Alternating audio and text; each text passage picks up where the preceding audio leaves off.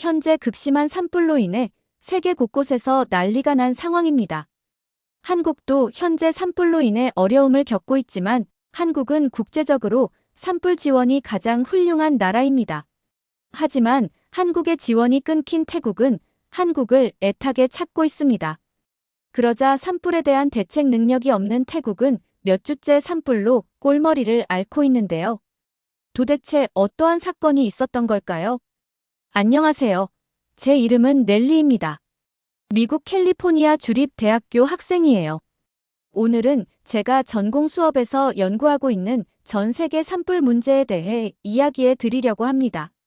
제가 사는 캘리포니아는 매년 산불 시즌이 되면 온통 불바다가 됩니다. 창문을 열면 매캐한 연기 냄새가 코를 찌르고 하늘은 붉게 물들어요. 최근에는 저희 가족이 사는 마을 근처까지 불이 번져서 2주 동안 대피 생활을 했던 기억이 아직도 생생합니다. 그런데 이런 상황은 비단 미국만의 문제가 아니더군요. 최근 전 세계적으로 산불이 빈번하게 발생하며 심각한 피해를 초래하고 있어요. 미국 서부 지역에서는 해마다 대형 산불이 발생해 수천 헥타르의 숲이 불타고 있죠. 지난해만 해도 캘리포니아에서 약 250만 에이커의 산림이 소실되었어요. 그건 서울 면적의 약 13배에 달하는 규모입니다. 호주도 마찬가지예요. 여름철마다 반복되는 산불로 인해 자연과 인명피해가 속출하고 있죠. 2019년에서 2020년 사이 블랙서머라고 불리는 대형 산불로 인해 약 30명의 사망자와 30억 마리 이상의 동물이 목숨을 잃었다고 해요. 코알라와 같은 고유종들이 서식지를 잃고 멸종 위기에 처했죠. 한국 또한 예외는 아닙니다. 최근 강원도와 경상북도 일대에서 발생한 대형 산불이 며칠째 이어지며 수천 헥타르의 산림이 소실되었어요. 강한 바람과 건조한 날씨로 인해 불길이 빠르게 번지면서 주민 대피령이 내려졌고 일부 지역에서는 주택과 기반시설까지 피해를 입었습니다. 특히 강원도 지역은 매년 반복되는 대형 산불로 인해 피해가 누적되고 있죠. 한국 정부는 산불 대응력을 높이기 위해 소방 인력을 증원하고 특수장비를 추가 도입하는 등 대응책을 마련하고 있다고 합니다. 현재 심각한 피해를 겪고 있는 곳 중 하나는 태국이에요. 북부 지역을 중심으로 대규모 산불이 발생하여 국가적 위기로 번지고 있습니다. 치앙마이, 치앙라이 등 북부 주요 관광지들이 자욱한 연기에 뒤덮여 있고 태국 정부는 비상사태를 선포했죠. 수만 명의 주민들이 대피하고 있으며 대기 오염 지수는 위험 수준을 크게 넘어섰어요. 태국 정부는 국제적 지원을 요청했지만 아직 충분한 자원이 투입되지 못하고 있는 상황입니다. 이렇게 세계 각국이 산불과의 전쟁을 벌이고 있는 가운데 전문가들은 기후변화가 산불의 주요 원인 중 하나라고 지적합니다. 지구온난화로 인한 기온 상승은 건조한 날씨를 가져오고 이로 인해 산불 발생 위험이 높아지고 있어요. 또한 강수 패턴의 변화로 인해 가뭄이 길어지면서 산림이 더욱 취약해지고 있죠. 오늘 세계 환경 문제와 해결책 강의에서 마이클 교수님은 특별히 산불에 대한 토론 시간을 마련하셨어요. 강의실에 들어서자 벽면 스크린에는 세계 각국의 산불 현황을 보여주는 지도가 펼쳐져 있었습니다. 붉은색 점들이 미국, 호주, 그리스, 태국, 한국 등 여러 나라에 촘촘히 찍혀 있었죠. 오늘은 전 세계적으로 심각해지고 있는 산불 문제와 각국의 대응 방식에 대해 이야기해 보겠습니다. 저는 손을 들고 제가 조사한 내용을 발표했습니다. 제가 최근 산불과 관련된 국제 협력 사례를 조사했는데요. 특히 한국의 산불 지원 활동이 매우 인상적이었습니다. 한국은 자국의 산불 문제도 심각한데 타국의 산불 진화에도 적극적으로 도움을 주고 있더라고요. 교수님이 관심을 보이시며 말씀하셨어요. 한국의 산불 지원 활동에 대해 더 자세히 설명해 주시겠어요? 네, 한국은 최근 몇 년간 여러 국가의 산불 진화에 물적, 인적 자원을 지원해왔어요. 2020년 호주 대형 산불 당시에는 산불 진화 전문가 팀과 함께 방화복, 소방장비 등 특수장비를 보냈고 2021년 미국 캘리포니아 산불 때는 소방 헬기와 함께 첨단 진화 장비를 제공했습니다. 또한 그리스와 터키의 산불 때도 지원금과 구호 물자를 신속하게 전달했죠. 마이클 교수님이 고개를 끄덕이며 추가 설명을 해주셨습니다. 넬리의 설명처럼 한국은 산불 대응에 있어 국제적으로 주목받는 국가입니다. 한국은 자국의 강원도 지역에서 반복되는 대형 산불을 통해 얻은 경험과 기술을 바탕으로 국제 지원에 앞장서고 있죠. 특히 주목할 만한 것은 한국의 산불 예측 시스템과 드론을 활용한 감시 체계인데 이 기술을 다른 나라들과 공유하고 있답니다. 한국소방청은 2019년부터 국제 산불 대응팀을 운영하고 있습니다. 이 팀은 24시간 대기 상태로 해외 산불 발생 시 48시간 내에 현장에 투입될 수 있는 시스템을 갖추고 있죠. 또한 한국은 최신 소방 헬기와 특수 장비를 보유하고 있어 산불 진화에 효과적인 지원이 가능합니다. 실제로 2022년 태국 북부 산불 때 한국의 지원이 매우 큰 도움이 되었어요. 치앙마이 근처에서 대형 산불이 발생했을 때 한국에서 소방 헬기 2대와 전문 인력을 파견해 주셨거든요. 덕분에 진화 속도가 훨씬 빨라졌죠. 한국은 특히 태국과 2018년에 산불 공동 대응 협약을 체결했어요. 이 협약에 따라 한국은 태국의 산불 감시 시스템 구축을 위한 기술 지원과 장비를 제공했고 매년 태국 소방관들을 한국으로 초청해 교육 프로그램을 진행하고 있죠. 저는 궁금한 점이 있어 질문했습니다. 교수님, 한국이 이렇게 적극적으로 국제 지원에 나서는 이유가 있나요? 여러 이유가 있을 수 있겠지만 한국은 과거 국제사회의 도움을 많이 받은 경험이 있어요.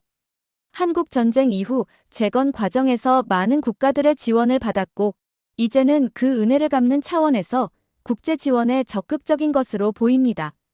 또한 한국은 국제적 위상을 높이고 소프트 파워를 강화하는 차원에서도 이러한 활동을 중요시하고 있죠. 호주에서 온 에밀리가 의견을 더했습니다. 저희 호주도 한국의 지원에 매우 감사하고 있어요. 2020년 블랙서머 당시 한국에서 보내준 지원은 정말 큰 도움이 되었거든요. 특히 한국의 산불 진화 전문가들이 가져온 새로운 진화 기법은 우리 소방관들에게도 많은 배움을 주었어요. 마이클 교수님이 다시 화면을 넘기셨어요. 여기 보시는 것은 한국이 개발한 산불 상황 관제 시스템입니다.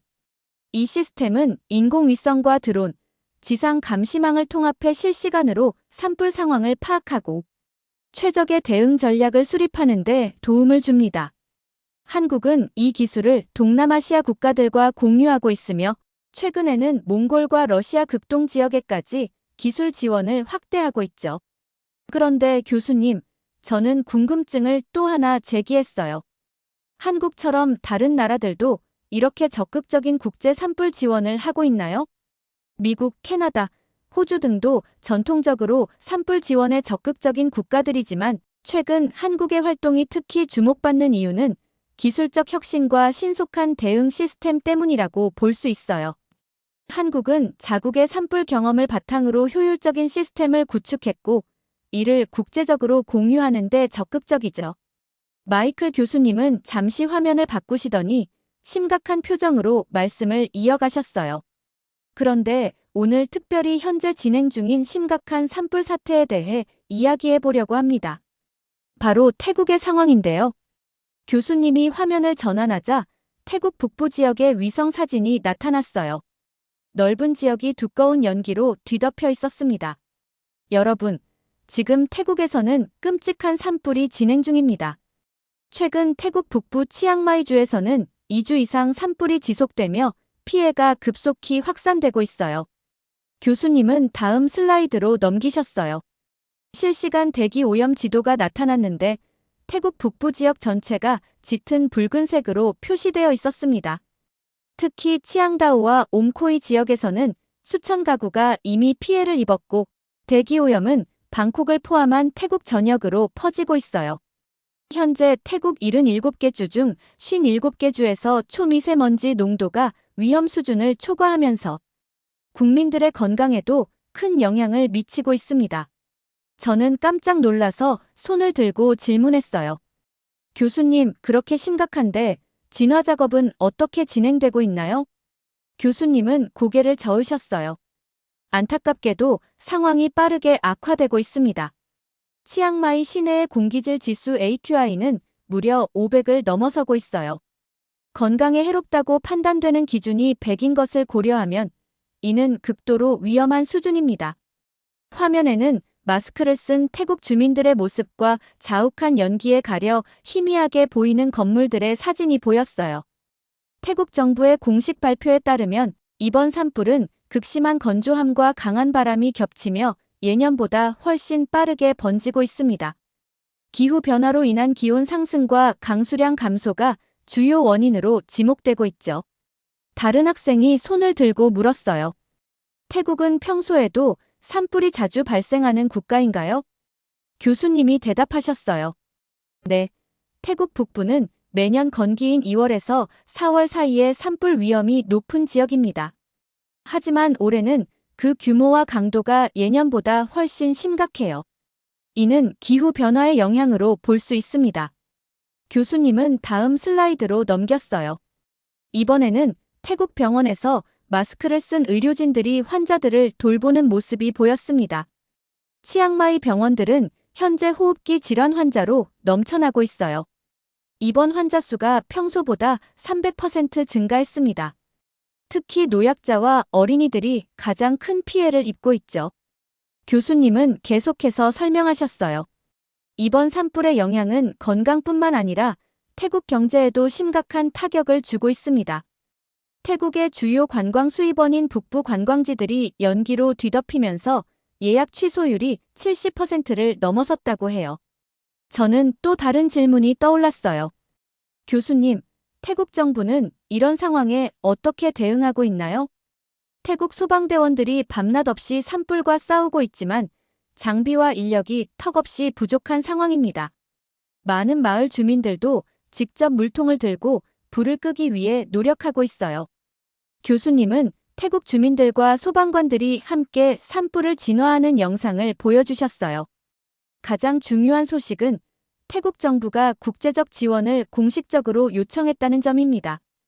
여러 국가들의 도움을 요청했는데 특히 전에 산불 진화에 도움을 준 한국에도 공식 요청을 보냈어요.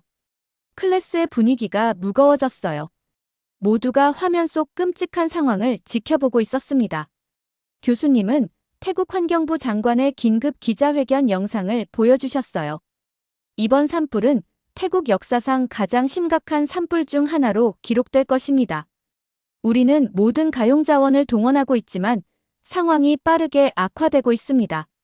국제사회의 신속한 지원이 절실히 필요합니다. 교수님은 잠시 영상을 멈추고 저희를 바라보셨어요. 그런데 예상과 달리 한국 정부는 태국의 지원 요청을 공식적으로 거부했습니다. 교실에 놀라움의 웅성거림이 퍼졌어요. 저도 너무 놀라 자리에서 몸을 앞으로 기울였습니다. 한국도 현재 강원도와 경북 지역에서 대형 산불이 발생해 국내 소방 자원이 부족한 상황이라고 밝혔습니다. 교수님이 한국의 산불 상황을 보여주는 뉴스 화면으로 전환하셨어요. 하지만 전문가들은 한국의 거부 결정에는 다른 이유가 있다고 분석하고 있습니다. 최근 몇 년간 태국 내에서 반한 감정이 고조되고 있습니다. 특히 지난해에는 방콕과 치앙마이에서 한국인 관광객과 주재원들을 대상으로 한 폭력 사건이 여러 차례 발생했죠. 저는 충격을 받았어요. 교수님, 그런 일이 있었다니 놀랍네요. 무슨 이유로 그런 일이 벌어진 건가요? 교수님은 고개를 끄덕이셨어요. 좋은 질문입니다. 이런 반한 감정의 배경에는 여러 요인이 있습니다. 태국 불법 체류자 문제로 인해 한국 정부는 태국인 입국 심사를 강화했고 이로 인해 일부 태국 정치인들이 내부 문제를 외부로 돌리기 위해 한국에 대한 적대감을 부추겼고 소셜미디어를 통해 왜곡된 정보가 빠르게 퍼졌습니다. 교수님은 슬라이드를 넘기셨어요. 더 큰 문제는 태국이 한국의 지원을 당연시하는 태도를 보여왔다는 점입니다. 한국국제협력단의 보고서에 따르면 지난 10년간 한국은 태국의 산불 진화 장비와 전문 인력을 지원했을 뿐만 아니라 산불 예방 및 대응 시스템 구축을 위한 기술 이전까지 제공했습니다. 교수님은 안타까운 표정으로 계속 설명하셨어요. 하지만 태국 정부는 이러한 지원에 의존하면서도 자체적인 역량 강화에는 소극적이었습니다. 한국이 제공한 산불 감시 시스템과 장비의 유지 관리도 제대로 이루어지지 않았고 인력 훈련 프로그램도 형식적으로만 진행되었죠. 미국 학생 한 명이 손을 들고 물었어요. 그렇다면 태국은 왜 자국의 산불 대응 능력을 높이려는 노력을 하지 않은 건가요? 복잡한 문제입니다. 일부 전문가들은 태국의 총리 패통탄 친나왓의 정치적 불안정과 부패 문제가 장기적인 재난대응 시스템 구축을 방해했다고 분석합니다. 또한 외국의 지원에 지나치게 의존하는 문화가 자리 잡으면서 자체 역량 강화의 필요성을 느끼지 못했다는 의견도 있어요. 교수님은 다음 슬라이드로 넘어가셨어요. 한국 외교부의 공식 성명서였습니다. 한국 정부는 이번 결정에 대해 현재 국내 산불 상황의 심각성을 주요 이유로 들었지만 외교가에서는 태국 내 한국인 안전 문제가 중요하게 고려되었다고 보고 있습니다. 특히 지난달 치앙마이에서 한국인 사업가가 현지인들에게 폭행당한 사건이 결정적 영향을 미쳤다는 분석이 지배적입니다. 저는 다시 한번 손을 들었어요. 교수님, 그렇다면 한국은 앞으로도 태국을 지원하지 않을 계획인가요? 한국 정부는 현재로서는 태국과의 협력 관계를 재검토 중이라고만 밝혔습니다. 하지만 상황이 개선되지 않는다면 장기적으로 지원이 중단될 가능성이 높다고 봅니다. 교수님은 한국의 국제재난 지원 현황을 보여주는 그래프를 화면에 띄우셨어요. 한국은 그동안 재난 지원에 있어 매우 관대한 국가였습니다. 지난 5년간 국제재난 지원 규모가 GDP 대비 상위 10위 안에 들었죠. 특히 산불 대응에 있어서는 전문성을 인정받아 많은 나라들이 지원을 요청해왔습니다. 다른 학생이 질문했어요. 그렇다면 태국은 이번에 한국의 지원을 받지 못하는 것에 대해 어떤 반응을 보이고 있나요? 교수님은 태국 현지 뉴스 화면으로 전환하셨어요. 태국 정부는 공식적으로는 한국의 결정을 존중한다는 입장을 밝혔습니다. 하지만 일부 태국 매체들은 한국을 비난하는 보도를 내보내고 있어요. 특히 SNS에서는 반한 정서가 더욱 고조되고 있는 상황입니다. 교수님은 심각한 표정으로 말씀을 이어가셨어요. 이런 갈등 상황이 안타까운 점은 결국 피해를 보는 것은 태국 주민들이라는 점입니다. 한국의 산불 진화 기술과 장비는 태국에 큰 도움이 될 수 있었을 텐데 말이죠. 한 학생이 손을 들었어요. 그렇다면 태국은 이제 어떻게 대처할 계획인가요? 태국 총리는 최근 협력을 강화한 국가에게 지원을 요청한 상태입니다.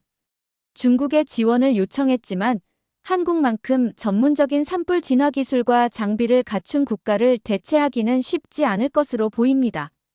강의실의 분위기는 더욱 무거워졌어요.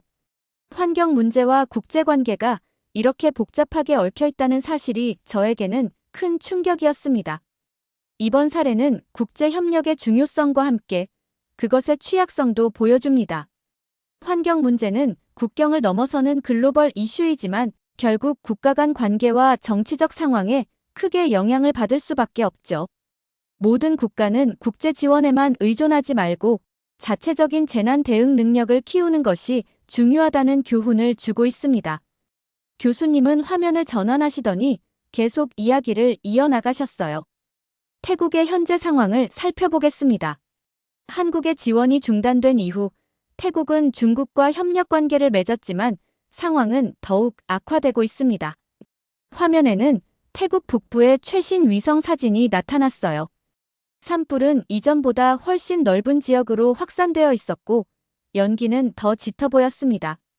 태국은 한국이 과거에 제공했던 첨단 소방 헬기와 특수 진화 장비의 지원이 중단되자 산간 지역의 산불 진화가 거의 이루어지지 않고 있어요. 교수님은 차트를 보여주셨어요. 태국 전역의 대기 오염 지수가 위험 수준을 훨씬 넘어서고 있었습니다. 현재 태국 77개 주 중 60개 이상의 주에서 대기 오염 지수가 위험 수준을 넘어섰습니다. 학교와 공공기관은 모두 휴업 상태이며 공항도 일부 운영이 중단되었어요. 특히 북부 지역 주민들은 심각한 호흡기 질환으로 고통받고 있으며 병원은 환자들로 넘쳐나고 있습니다. 다음 화면에는 국제 산불 전문가 그룹의 분석 보고서가 나왔어요. 국제 산불 관리 협회의 최신 보고서에 따르면 한국의 지원이 없는 태국은 심각한 위기에 처해 있다고 분석하고 있습니다. 보고서는 특히 한국의 KA-32 소방 헬기와 산불 진화 특수부대의 부재가 태국의 산불 대응 능력을 크게 약화시켰다고 지적하고 있어요. 교수님은 화면을 넘기시며 계속 설명하셨어요. 세계 산불 전문가들은 한국의 산불 대응 시스템을 높이 평가하고 있습니다. 특히 한국은 자국의 반복된 산불 경험을 바탕으로 세계 최고 수준의 산불 대응 기술을 개발했으며 이를 국제적으로 공유하는 모범적인 사례라고 평가하고 있죠. 저는 궁금한 점이 있어 손을 들었어요. 교수님, 태국 국민들은 이 상황에 대해 어떻게 생각하고 있나요? 교수님은 고개를 끄덕이시며 태국 현지 TV의 인터뷰 영상을 보여주셨어요. 여기 태국 주민들의 인터뷰가 있습니다. 들어보시죠. 화면에는 마스크를 쓴 중년 남성이 나타났어요. 우리는 패통탄 총리의 결정이 잘못됐다고 생각합니다. 한국과의 관계를 악화시킨 것은 큰 실수였어요. 한국은 항상 우리의 어려움을 도와주었는데 몇몇 사람들의 잘못된 행동 때문에 우리 모두가 고통받고 있습니다. 다음은 노인 여성의 인터뷰였어요. 중국과의 협력은 실질적인 도움이 되지 않고 있어요. 우리 마을은 벌써 2주째 연기로 뒤덮여 있고 아무도 도와주러 오지 않습니다. 과거 한국 소방대원들이 왔을 때는 이렇지 않았어요. 또 다른 젊은 여성의 인터뷰가 이어졌습니다. 우리 정부는 중국과의 협력을 끊고 한국과 다시 협력해야 합니다. 한국은 진정으로 우리를 도와주었지만 중국은 말뿐이에요. 우리 아이들이 숨을 쉴 수 없는 상황인데 정부는 자존심만 내세우고 있습니다. 교수님은 화면을 끄시고 다시 강의를 이어가셨어요. 태국 내에서는 정부의 결정에 대한 비판이 거세지고 있습니다. 특히 SNS에서는 해시태그 한국과의협력 복원이 확산되고 있어요. 일부 시민단체들은 총리에게 공개 사과와 함께 한국과의 관계 복원을 요구하는 서명운동을 벌이고 있습니다. 다른 학생이 질문했어요. 한국 정부는 이런 태국 국민들의 요구에 어떻게 반응하고 있나요? 한국 정부는 아직 공식적인 입장을 밝히지 않고 있습니다. 다만 외교 소식통에 따르면 태국 정부의 공식적인 사과와 한국인 안전 보장이 선행되어야 한다는 입장인 것으로 알려졌어요. 교수님은 다시 태국 산불 현장의 영상을 보여주셨어요. 산 전체가 불길에 휩싸여 있었고 마을 주민들은 자신들의 집을 지키기 위해 물통을 들고 필사적으로 싸우고 있었습니다. 한국의 지원이 끊기고 중국과의 협력이 실효성을 거두지 못하면서 태국의 산불 피해는 역사상 최악의 수준으로 확대되고 있습니다. 이미 수만 헥타르의 산림이 소실되었고 수천 가구가 피해를 입었어요. 경제적 손실도 막대한데 관광산업은 거의 마비 상태이며 농업 생산량도 크게 감소했습니다. 교수님은 강의를 마무리하셨어요. 이번 사례는 국제환경협력의 중요성과 함께 정치적 결정이 얼마나 큰 영향을 미칠 수 있는지 보여줍니다. 또한 한 국가가 다른 국가의 지원에만 의존하지 말고 자체적인 역량을 키우는 것이 얼마나 중요한지도 깨닫게 해주는 교훈이죠. 강의실을 나오면서 저는 깊은 생각에 잠겼어요. 환경 문제는 단순히 과학적, 기술적 문제가 아니라 국제관계와 정치, 그리고 인간의 감정까지 얽힌 복잡한 문제라는 것을 다시 한번 깨달았습니다. 환경 문제는 결국 국경을 초월한 인류 공통의 과제이고 어느 한 국가만의 노력으로는 해결할 수 없다는 것을 알게 되었습니다. 앞으로 제가 환경 전문가로 성장한다면 국가 간 장벽을 넘어 함께 협력할 수 있는 방안을 만드는 데 기여하고 싶어요. 이렇게 태국의 산불 때문에 태국 국민들이 피해를 받는 사연 어떻게 들으셨나요? 한국이 세계적으로 산불 진화 능력이 대단하다는 사실에 뿌듯함을 느끼게 됐고 한국의 지원이 끊기게 된 태국을 보니 마음이 아팠습니다. 여러분들의 의견은 어떠신가요? 다양한 의견을 댓글을 통해 공유해주세요. 긴 영상 시청해주셔서 감사드리고 영상 재미있으셨다면 구독과 좋아요 부탁드립니다. 현재 태국은 충격적인 상황에 빠졌습니다. 한국의 도움 없이는 아무것도 못하는 상황이 이어지며 한 국가와의 무역 불균형 문제 때문에 매년 어마무시한 금액이 지출되게 되는데요. 이에 전문가들은 태국은 식민지가 되어가고 있다고 이야기합니다. 도대체 태국은 왜 무역 불균형 문제까지 닥치게 된 걸까요? 안녕하세요. 저는 캘리포니아 주립대학교에서 국제무역학을 전공하고 있는 이자벨라입니다. 한국계 미국인인 어머니 덕분에 한국어를 할 수 있죠.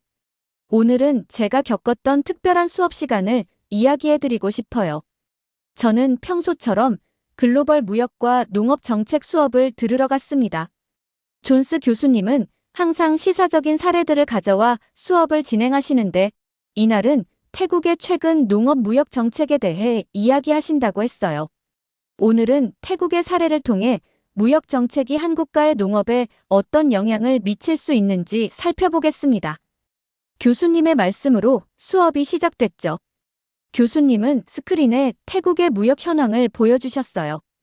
태국이 미국과의 무역 불균형 해소를 위해 매년 4조 원 규모의 미국산 농산물을 수입하기로 결정했습니다.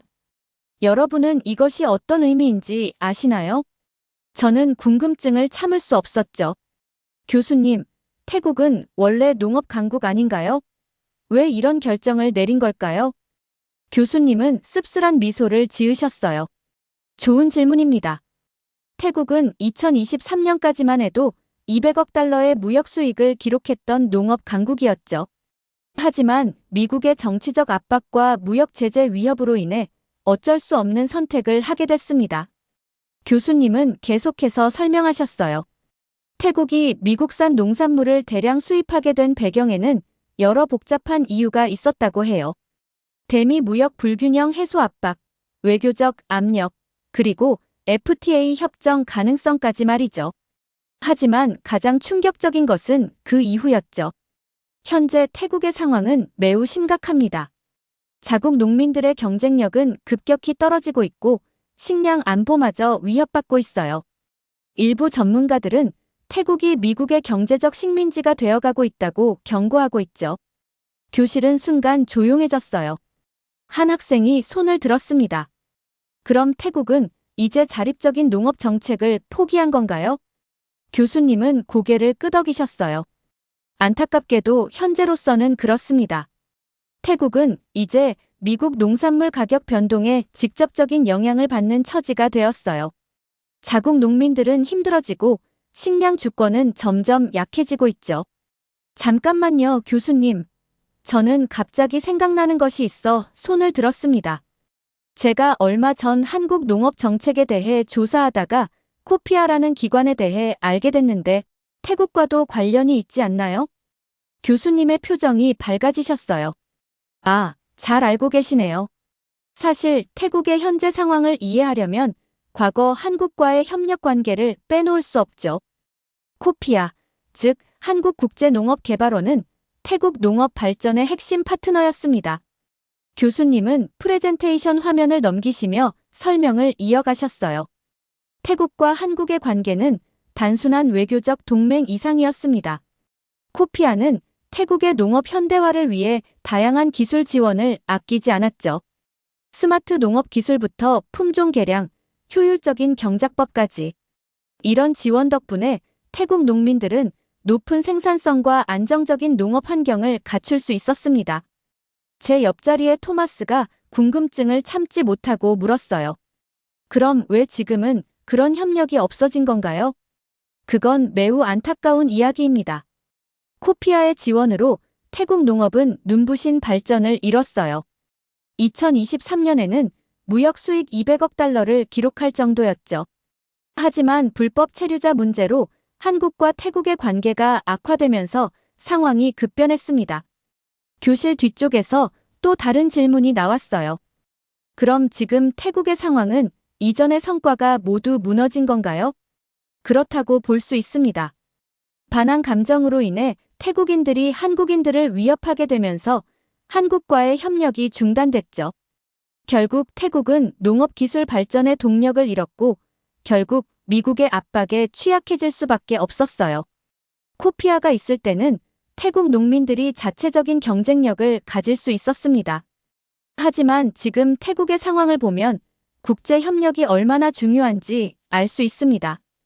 코피아의 지원은 단순한 기술 전수가 아닌 태국 농업의 자립을 도왔던 거죠. 농민들의 소득이 늘었고 태국 농산물은 국제 시장에서도 경쟁력을 가질 수 있었습니다. 저는 궁금증이 더 커졌어요. 그럼 태국은 다시 한국과의 협력을 모색할 수는 없나요? 교수님은 고개를 천천히 저으셨어요. 현재로서는 쉽지 않을 것 같습니다. 양국 관계가 복잡해진 데다가 이미 미국과의 무역협정도 체결된 상태죠. 하지만 많은 전문가들은 태국이 장기적으로는 다시 한국과 같은 협력 파트너를 찾아야 한다고 지적합니다. 한 학생이 질문을 던졌어요.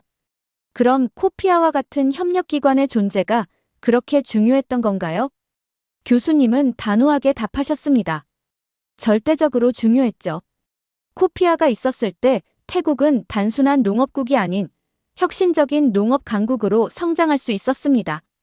자체적인 기술력을 갖추고 국제시장에서 경쟁력 있는 농산물을 생산할 수 있었죠. 이것이 바로 진정한 의미의 농업 발전이었습니다. 지금처럼 미국 농산물에 의존하는 것은 그저 단기적인 해결책에 불과할 뿐이죠.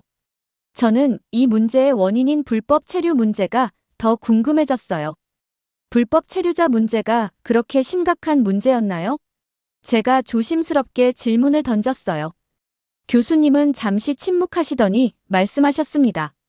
한국 내에서의 문제는 굉장히 심각했습니다. 한국에 체류하는 태국인 불법 체류자가 15만 명을 넘어서면서 상황이 급변했어요. 스크린에는 관련 통계 자료가 나타났어요. 저와 함께 수업을 듣는 학생들은 그 숫자를 보고 놀란 듯 했죠. 한국 정부는 결국 태국 국적자에 대한 입국 심사를 대폭 강화할 수밖에 없었습니다.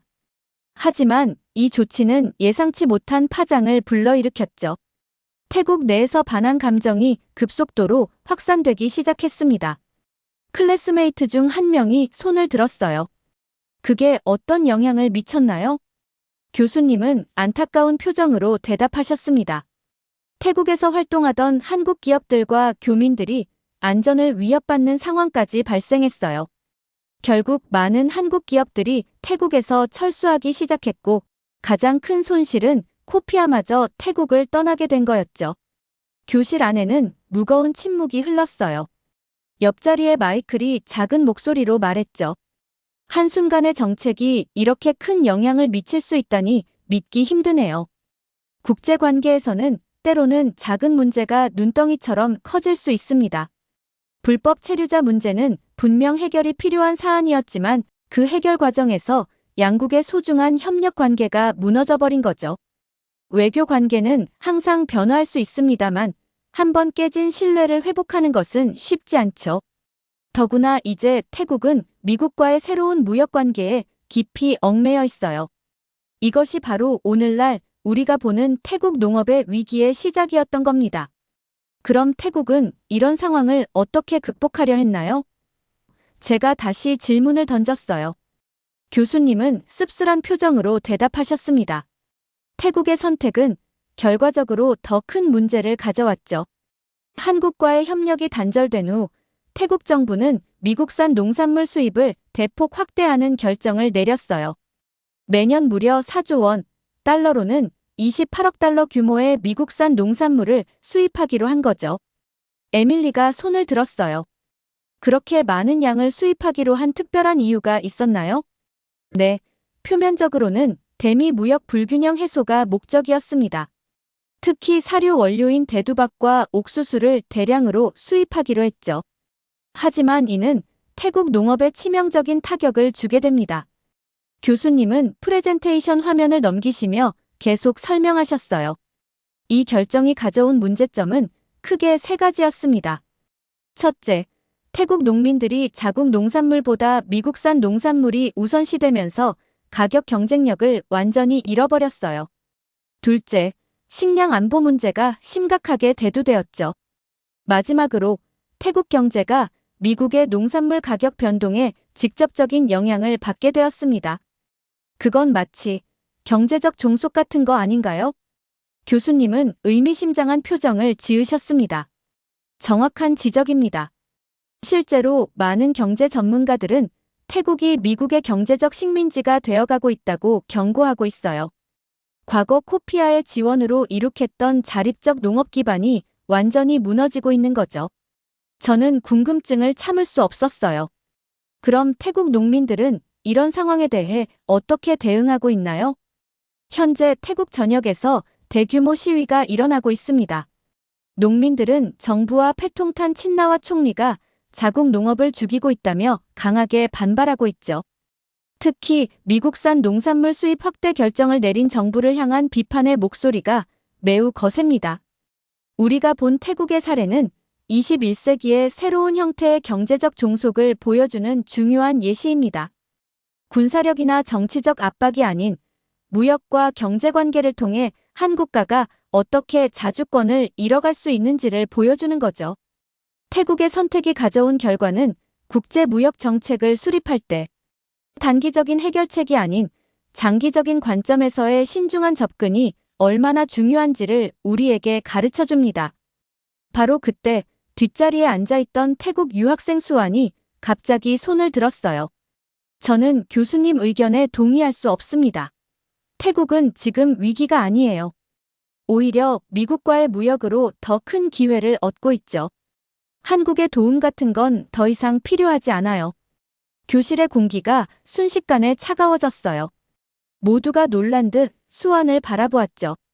우리는 이제 세계 최대 농업 시장인 미국과 직접 거래하고 있어요. 이게 어떻게 위기일 수 있죠? 코피아가 없어도 우리는 충분히 잘하고 있어요.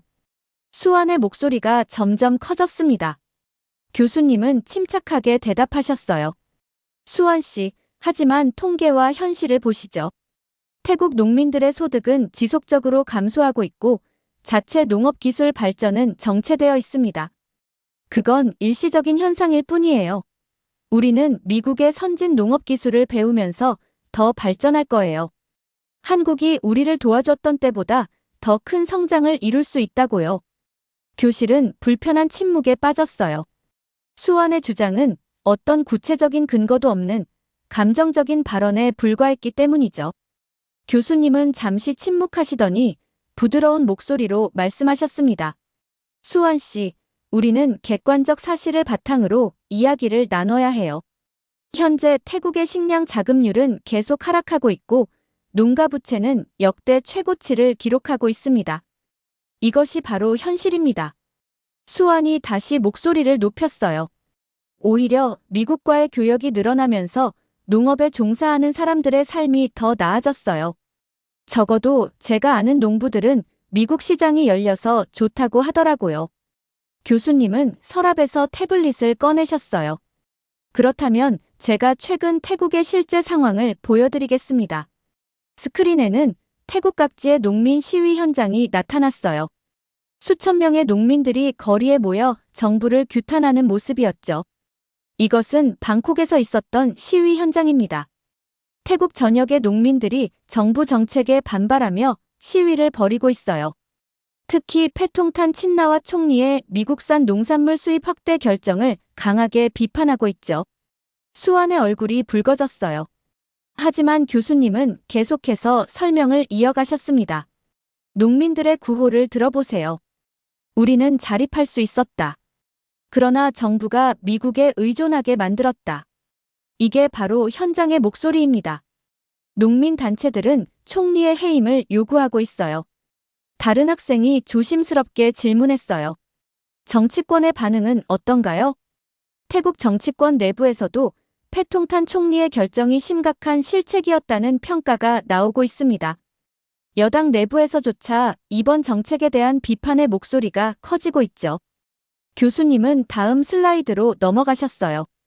이번에는 농가 부채 통계와 농산물 가격 하락 그래프가 나왔습니다.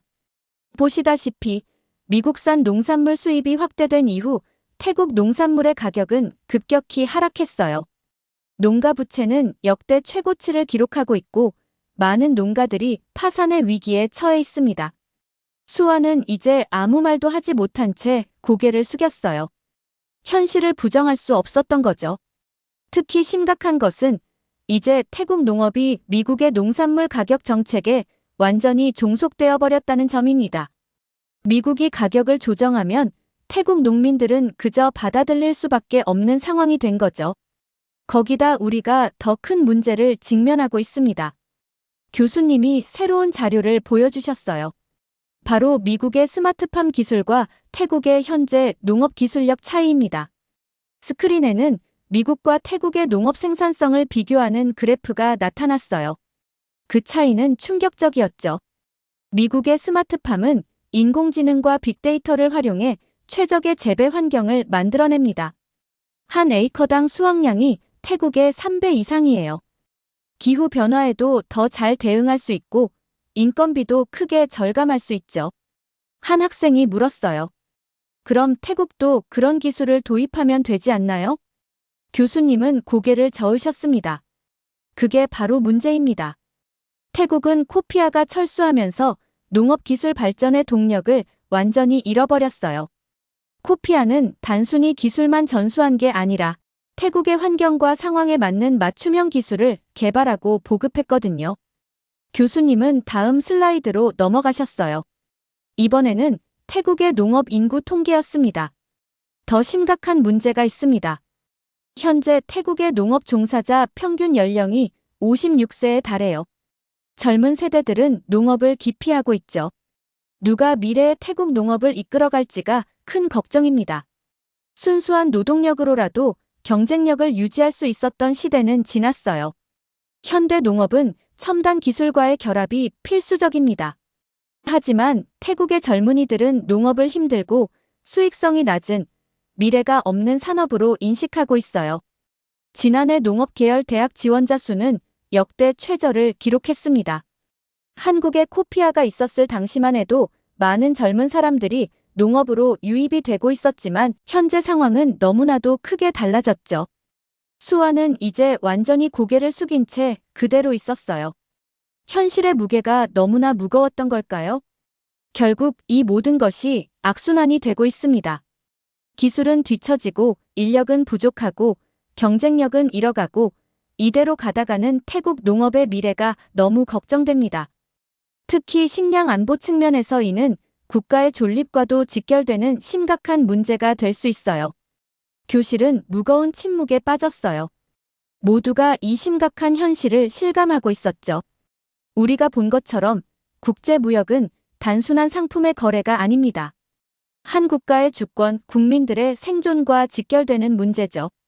태국의 사례는 우리에게 경제적 자주권이 얼마나 중요한지를 보여주는 현재 진행형의 교훈입니다. 교수님의 말씀이 끝나자 뒤쪽에서 한 학생이 조심스럽게 손을 들었어요. 교수님, 한국과의 협력이 계속됐다면 지금과는 많이 달랐을까요? 교수님은 깊은 한숨을 내쉬셨어요. 최근 농업 전문가들의 분석을 보면 모두가 한 목소리로 이야기합니다. 코피아와의 협력이 지속됐다면 태국의 현재 모습은 완전히 달랐을 거라고요. 스크린에는 여러 농업 전문가들의 인터뷰 내용이 나타났어요. 먼저, 태국의 농업 기술 발전이 지속적으로 이루어졌을 겁니다. 코피아는 단순히 기술을 전수하는 것이 아니라 태국의 실정에 맞는 맞춤형 기술을 개발하고 있었거든요. 예를 들어 태국의 기후에 적합한 품종 개량이나 지역별 특성을 고려한 스마트팜 시스템 구축 같은 것들이죠. 한 학생이 질문했어요. 그럼 미국과의 무역 문제도 달라졌을까요? 물론입니다. 자체적인 농업 기술이 발전했다면 미국과의 무역 불균형 문제를 해결하기 위해 무리하게 농산물을 수입할 필요도 없었을 거예요. 국내 생산만으로도 충분한 자급이 가능했을 테니까요. 게다가 지금처럼 농민들이 거리로 나와 정부에 대한 분노를 표출할 일도 없었겠죠. 농민들의 소득은 안정적으로 유지되고 기술 발전으로 인한 생산성 향상으로 더 나은 삶을 살 수 있었을 테니까요. 교수님은 잠시 말씀을 멈추셨다가 무거운 목소리로 덧붙이셨어요. 하지만 안타깝게도 태국 정부는 스스로 한국과의 관계를 단절해버렸고 이제는 미국 농산물 수입이라는 악순환에서 벗어나기 힘든 상황에 처해 있습니다. 그럼 이제 돌이킬 수 없는 건가요? 누군가 작은 목소리로 물었어요. 교수님은 잠시 생각에 잠기셨다가 대답하셨습니다. 국제관계는 항상 변할 수 있습니다. 하지만 신뢰를 회복하는 것은 쉽지 않죠. 특히 이미 미국과의 무역협정을 맺은 상황에서는 더욱 그렇습니다. 전문가들은 태국이 코피아와 같은 협력기관을 다시 찾아야 한다고 지적합니다. 자체적인 농업기술 발전과 식량 안보 확보가 시급하다는 거죠. 하지만 현재 태국 정부는 이런 목소리에 귀를 기울이지 않고 있어요. 사실 더 안타까운 점이 있습니다. 한국처럼 진정성 있게 기술을 전수하고 상대국의 자립을 도우려 했던 국가를 이제는 찾아보기 힘들어졌어요. 대부분의 선진국들은 자국의 이익만을 추구하죠. 특히 태국이 스스로 한국과의 관계를 끊어버린 것은 국제사회에 좋지 않은 선례를 남겼습니다. 이제 어떤 국가가 태국과 진정성 있는 협력 관계를 맺으려 하겠습니까? 한 학생이 조심스럽게 질문했어요. 그럼 태국의 미래는 어쩌죠? 네, 안타깝게도 대부분의 국가들은 태국을 그저 이용하려고만 할 겁니다. 시장 개척의 대상 혹은 자국 농산물의 판매처로만 여길 뿐이죠. 진정한 의미의 기술 이전이나 자립을 위한 지원은 기대하기 어려울 겁니다. 수아는 이제 완전히 고개를 떨구고 말았어요. 자신의 조국이 처한 현실을 부정할 수 없었던 거겠죠. 교실 앞쪽에서 다른 학생이 손을 들었어요. 교수님, 태국 국민들은 이런 상황을 어떻게 받아들이고 있나요? 교수님은 최근 태국의 여론조사 결과를 보여주셨어요. 태국 국민들 사이에서는 패통탄 총리의 잘못된 선택이 결국 태국 농업을 망쳤다는 비판이 거세지고 있습니다. 특히 한국과의 협력 시절을 그리워하는 목소리가 커지고 있죠. 이어서 교수님은 태국의 최근 뉴스 기사들을 보여주셨어요. 시위 현장에서 코피아 귀환을 요구하는 플래카드를 든 농민들의 모습이 눈에 띄었죠. 한국이 제공했던 협력과 지원이 사라진 후 태국은 국제무역시장에서 더욱 취약한 입장이 되었습니다. 결국 정부의 잘못된 판단으로 인한 피해는 고스란히 국민들의 몫이 되었죠. 수완이 작은 목소리로 물었어요. 그럼 다시 한국과의 협력을 시도해 볼 순 없을까요? 교수님은 깊은 생각에 잠기신 듯 했어요. 많은 태국 국민들이 한국이 다시 돌아올 것이라 믿고 있지만 현실은 그리 단순하지 않습니다. 신뢰관계가 한번 무너진 후에는 회복이 쉽지 않죠. 특히 현재 패통탄 친나와 총리의 행보를 보면 더욱 우려됩니다. 어떤 점이 우려되나요? 누군가 물었어요. 전문가들은 패통탄 총리가 이 문제를 제대로 해결할 수 있을지 의문을 제기하고 있어요. 그녀는 여전히 중국과의 관계 강화에만 집중하고 있거든요. 하지만 이대로 가다가는 태국의 농업 기반이 완전히 무너질 수도 있습니다. 교수님은 마지막 슬라이드를 보여주셨어요. 최근 농업 전문가들의 분석이었죠. 전문가들은 현재 태국이 겪고 있는 소득 감소와 무역 불균형 문제는 코피아가 있었다면 충분히 피할 수 있었던 일이라고 지적합니다. 결국 태국 농업의 해체는 정부의 중대한 실수였다는 거죠. 태국은 이제 중요한 선택의 기로에 서 있습니다. 교수님의 목소리가 강조되었어요. 하지만 안타깝게도 현 정부가 올바른 선택을 할 수 있을지는 미지수예요. 많은 국민들이 한국과의 협력 재개를 희망하고 있지만 현실적으로는 매우 어려운 상황입니다. 수업을 마치며 교수님은 이런 말씀을 하셨어요. 오늘 우리가 배운 태국의 사례는 현대 국제관계의 중요한 교훈을 보여줍니다. 신뢰는 쌓기는 어렵지만 무너지기는 쉽고 한번 잃어버린 신뢰를 회복하는 것은 더욱 어렵죠. 특히 농업과 같은 국가의 근간이 되는 산업에서는 더욱 그렇습니다. 강의실을 나서면서 저는 수완의 어깨를 가만히 두드려 주었어요. 그녀의 눈에는 작은 눈물이 맺혀 있었지만 이제는 현실을 직시하고 있는 듯 했죠. 오늘 수업은 우리 모두에게 국제협력의 진정한 의미와 중요성을 깊이 생각하게 만든 시간이었습니다. 이렇게 미국과 태국의 무역 불균형 관계에 대한 사연 어떻게 들으셨나요? 애초에 한국의 도움을 고맙다고 생각하지 않고 이런 식으로 행동했다는 사실에 화가 났습니다. 여러분들의 의견은 어떠신가요? 다양한 의견을 댓글을 통해 공유해주세요. 긴 영상 시청해주셔서 감사드리고 구독과 좋아요 부탁드립니다. 동남아시아 농업 강국 태국이 현재 처참히 무너지고 있습니다. 사실 태국의 농업 발전은 자국의 힘으로 이룬 게 아니었는데요.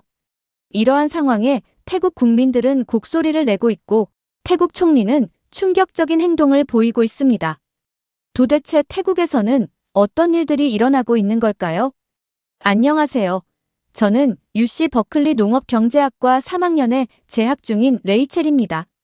처음 이 학과에 지원할 때만 해도 단순히 경제학에 관심이 있어서 선택했는데 공부를 하면 할수록 세계 식량 문제와 농업의 중요성에 대해 깊이 이해하게 되었죠. 특히 오늘 들었던 세계 농업 발전과 국제 협력 수업은 제 시각을 완전히 바꿔놓은 특별한 강의였습니다. 자, 여러분. 오늘은 매우 흥미로운 주제로 시작해 보려고 합니다. 미켈 교수님이 강단에 서시며 말씀하셨어요. 세계에서 개발도상국의 농업 발전에 가장 많이 기여한 나라가 어디라고 생각하시나요? 교실이 술렁이기 시작했어요. 제 옆자리의 마이클이 제일 먼저 손을 들었죠. 미국이요. 우리나라는 세계 최대의 농업 수출국이잖아요. 흥미로운 대답이네요. 하지만 틀렸어요. 그 다음으로 엠마가 손을 들었죠. 네덜란드 아닐까요? 첨단 농업 기술로 유명하잖아요. 교수님은 다시 한번 고개를 저으셨어요. 네덜란드의 농업 기술은 정말 훌륭하죠. 하지만 개발도상국에 대한 실질적인 기여도를 따지면 이 나라에는 미치지 못합니다. 그때였어요. 앞쪽에 앉아있던 한국 유학생 미니가 조심스럽게 손을 들었죠. 혹시 한국이 아닐까요? 교수님의 얼굴에 미소가 번졌어요. 정답입니다. 여러분은 한국이 농업 분야에서 이렇게 큰 영향력을 가진 나라라는 사실을 알고 계셨나요? 저를 포함한 대부분의 학생들이 놀란 표정을 지었어요. 사실 저는 한국하면 삼성이나 현대, K-팝 정도만 떠올랐거든요. 한국은 코피아라는 프로그램을 통해 전 세계 개발도상국의 농업 발전을 지원하고 있습니다. 교수님은 프로젝터로 지도를 보여주시며 설명을 이어가셨어요. 2009년 베트남을 시작으로 현재 아시아, 아프리카, 중남미 등 23개국에서 활발하게 활동하고 있죠. 교수님은 칠판에 코피아라고 쓰시며 계속해서 설명하셨어요. 코피아는 코리아 프로그램 온 인터내셔널 어그리컬처의 약자입니다. 이 프로그램은 단순히 기술을 전수하는 것을 넘어서 각 국가의 특성과 환경에 맞는 맞춤형 농업 기술을 개발하고 보급하는 것을 목표로 하고 있죠. 특히 인상 깊었던 것은 코피아의 실질적인 성과였어요.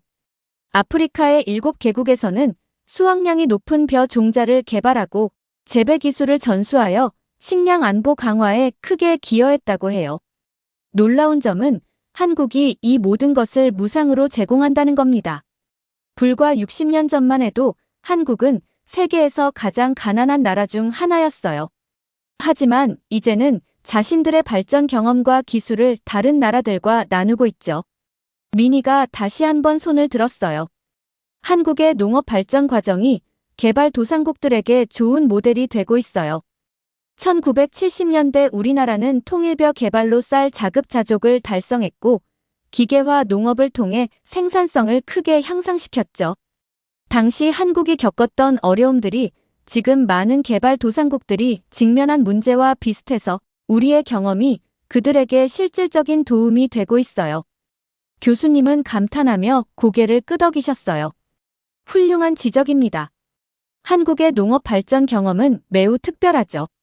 예를 들어 베트남에서는 한국의 도움으로 벼 재배 기술을 현대화했고 캄보디아에서는 채소 재배 기술을 도입해 농가 소득을 크게 높였어요.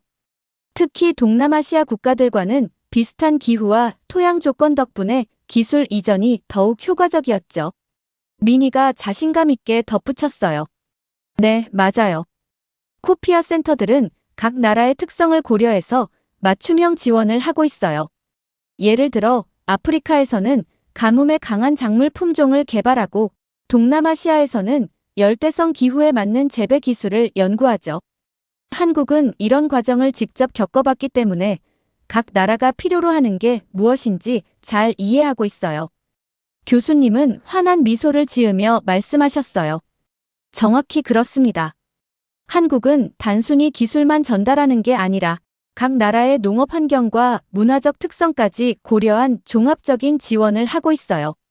예를 들어 미얀마에서는 현지 농민들의 생활 패턴을 고려해 새벽 시간대에 교육을 진행하고 필리핀에서는 태풍이 잦은 기후를 고려한 내재해성 작물을 개발했죠. 이런 세심한 접근이 바로 한국의 농업 지원이 성공할 수 있었던 비결입니다. 불현듯 저는 이전에 들었던 수업이 떠올랐어요. 2차 세계대전 이후 미국이 실시한 마셜 플랜처럼 한국의 코피아도 세계 농업 발전의 새로운 이정표가 되고 있다는 생각이 들었죠. 여러분, 이것이 바로 진정한 국제 협력의 모습입니다. 받은 도움을 다시 세계와 나누는 것. 이것이야말로 우리가 배워야 할 점이 아닐까요? 강의실은 잠시 깊은 침묵에 빠졌어요. 모두가 교수님의 말씀을 곱씹고 있는 것 같았죠. 저는 노트북을 열어 코피아에 대해 더 자세히 찾아보기 시작했어요. 이런 프로그램이 있다는 사실을 몰랐다는 게 부끄러웠거든요. 교수님은 잠시 교실을 둘러보시더니 표정이 갑자기 심각해지셨어요. 하지만 안타깝게도 최근 동남아시아에서 우리가 주목해야 할 문제가 있습니다. 코피아가 가장 활발하게 활동하던 지역 중 하나인 동남아시아에서 특별히 관심을 가져야 할 국가가 있는데요. 혹시 어느 나라일지 추측해 보실 수 있을까요? 학생들은 다시 한번 다양한 의견을 내놓기 시작했어요. 미얀마인가요? 최근 정치적 불안정이 심각하다고 들었는데요. 캄보디아요. 아직도 빈곤율이 높잖아요. 필리핀 아닐까요? 자연재해가 많잖아요. 교수님은 모든 답변에 고개를 저으셨어요. 그러다 창가에 앉아있던 제이슨이 조심스럽게 의견을 냈죠. 인도네시아요? 최근 농업 정책에 문제가 있다고 들었어요. 모두 좋은 관점이에요. 하지만 제가 말씀드리려는 건 태국입니다. 그 순간 교실 뒤쪽에서 의자가 살짝 삐걱거리는 소리가 들렸어요. 태국 유학생 차이의 얼굴이 굳어지는 게 보였죠. 교수님은 계속해서 설명을 이어가셨어요. 태국은 동남아시아에서 가장 먼저 코피아의 지원을 받은 국가 중 하나였습니다.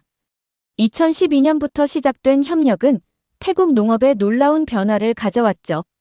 특히 쌀과 카사바 생산량이 크게 증가했고 농가 소득도 상당히 개선되었습니다.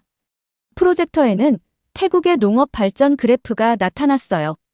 2012년부터 2020년까지 우상향하던 그래프가 갑자기 급격히 꺾이는 모습이 선명했죠. 하지만 최근 2년간 상황이 급격히 악화되었습니다.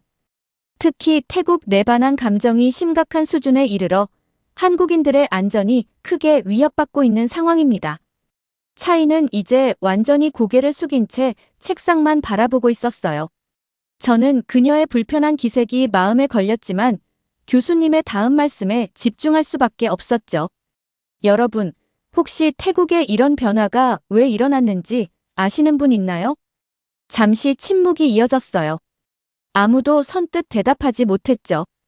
그때 미니가 조심스럽게 손을 들었어요. 제가 태국에 있는 친구에게 들은 이야기인데 최근 태국 내에서 한국인들을 대상으로 한범죄가 급증했다고 해요. 처음에는 단순 절도나 사기였는데 점점 폭력적인 양상을 띠기 시작했대요. 급기야 한국인 관광객 납치 사건까지 발생했고 이런 상황이 계속되자 많은 한국 기업들이 태국에서 철수하기 시작했어요. 교수님은 무거운 표정으로 고개를 끄덕이셨어요. 맞습니다. 이런 위험한 상황 속에서 코피아도 결국 태국에서의 활동을 중단할 수밖에 없었죠. 자국민의 안전이 우선이니까요. 하지만 더 큰 문제는 그 이후입니다.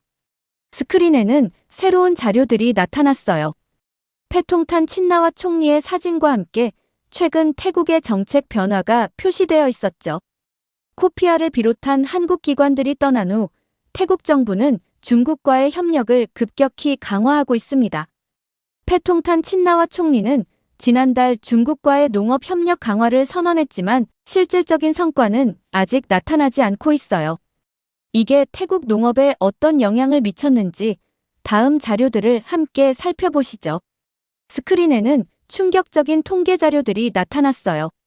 농작물 생산량이 전년 대비 35% 감소했고 농가 소득은 평균 42% 하락했으며 식량 자급률은 역대 최저치를 기록하고 있었어요. 특히 쌀과 카사바 생산량의 급감이 두드러졌죠. 차이가 갑자기 자리에서 일어났어요. 그녀의 손이 떨리는 게 보였죠. 그건 공정하지 않은 분석이에요. 하지만 그녀는 말을 잇지 못했어요. 실제 자료에서 나타난 데이터 앞에서 할 수 있는 말이 없었던 거죠. 특히 화면에 나타난 그래프는 코피아가 활동하던 시기와 그 이후의 극명한 차이를 보여주고 있었어요. 교수님은 부드러운 목소리로 말씀하셨어요. 차이 씨, 이건 비난이 아닙니다. 우리는 문제의 원인을 정확히 파악하고 해결책을 찾아야 해요. 현재 태국의 상황은 정치적 판단이 농업 발전을 저해한 안타까운 사례가 되고 있습니다. 특히 검증된 협력 관계를 포기하고 새로운 파트너를 찾는 것이 얼마나 위험한 선택이 될 수 있는지 보여주고 있죠. 저는 차이를 흘깃 바라보았어요. 그녀의 얼굴이 붉어져 있었고 눈가에는 분노감이 보였죠. 그녀는 이 상황을 버티기 힘들어하는 것 같았어요. 이제 더 심각한 문제를 살펴보겠습니다. 태국의 위기는 농업 분야에만 국한되지 않았어요. 스크린에는 충격적인 헤드라인들이 나타났어요. 태국 방콕에서 중국인 관광객 연쇄 납치 사건 발생, 푸켓 리조트에서 중국인 실종, 치앙마이 야시장에서 중국인 관광객 대상 강도 사건 급증. 처음에는 한국인들을 대상으로 시작된 범죄가 이제는 중국인들에게까지 확대되었습니다. 특히 주목할 점은 중국과의 협력을 강화하겠다던 태국 정부가 자국 내 중국인들의 안전조차 제대로 보장하지 못하고 있다는 거죠. 교수님은 새로운 통계 자료를 보여주셨어요. 2024년 들어 태국에서 발생한 외국인 대상 범죄 건수가 전년 대비 178% 증가했다는 충격적인 수치였죠. 특히 방콕 차이나타운에서 발생한 중국인 3명 연쇄 납치 사건은 국제적인 파장을 일으켰습니다. 중국 정부는 태국 정부의 미흡한 대처를 강하게 비판했고 자국민들에게 태국 여행을 자제하라는 권고를 내렸죠. 마이클이 손을 들었어요. 교수님, 제 친구가 이번 봄 방학 때 태국 여행을 계획했었는데 취소했다고 하더라고요. 미국에서도 태국 여행주의보가 내려졌나요? 네, 정확한 지적입니다. 현재 미국을 포함한 27개국이 태국에 대한 여행 경보를 발령한 상태입니다. 결과를 보시죠. 스크린에는 태국의 관광 수입 그래프가 나타났어요. 2024년 3분기부터 가파른 하락세를 보이더니 2024년 4분기에는 전년 동기 대비 62%나 감소한 수치를 기록하고 있었죠. 태국의 GDP에서 관광업이 차지하는 비중이 약 20%라는 점을 고려하면 이는 심각한 경제적 타격입니다. 특히 한국인과 중국인 관광객이 차지하는 비중이 컸던 만큼 최근의 사태는 태국 경제에 치명적인 영향을 미치고 있어요. 그때 차이가 떨리는 목소리로 말했어요. 하지만 우리나라는 여전히 동남아시아에서 가장 안전한 나라예요. 이건 일시적인 현상일 뿐이라고요. 교수님은 차이의 말을 부드럽게 끊으셨어요. 차이 씨, 데이터를 보시죠. 방금 보신 것처럼 범죄율은 계속 증가하고 있고 특히 조직적인 범죄가 늘어나고 있습니다. 푸켓의 한 리조트에서는 중국인 일가족이 납치된 후 거액의 몸값을 요구받는 사건도 있었죠. 스크린에는 계속해서 새로운 통계들이 나타났어요. 관광객 감소로 인한 호텔업계의 위기, 여행 관련 산업의 대규모 구조조정, 관광지 상권의 몰락, 모든 지표가 태국의 관광 산업이 심각한 위기에 처했음을 보여주고 있었죠. 더 우려스러운 것은 이런 상황이 장기화될 조짐을 보이고 있다는 겁니다.